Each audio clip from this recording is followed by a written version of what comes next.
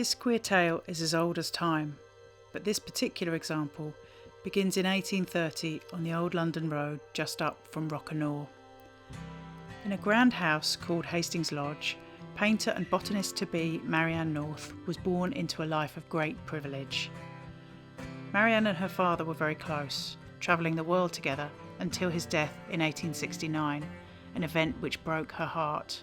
In a letter to the writer Amelia Edwards, who was trying to get into Marianne's pants at the time, she said, "I have no love to give you or anyone. It has all gone with him."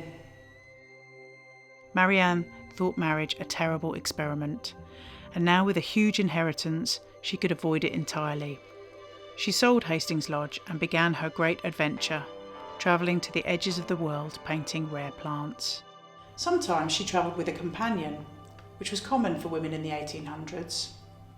Companions were the perfect disguise for women who loved each other, but also meant that their stories were easy to erase from history. The expectation when we look back is that unless there are filthy diaries or witnesses or hard evidence of queerness, then we default to heterosexuality. It actually makes more sense to assume that all historical spinsters and bachelors were queer. Our love and desire was seen as a shameful secret, and all traces of it were often destroyed after we died to protect the family name.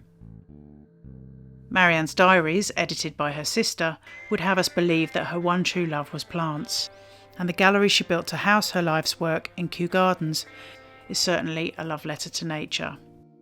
But even without hard proof of same-sex relationships, we can still acknowledge that queerness is a disruption of expected narratives.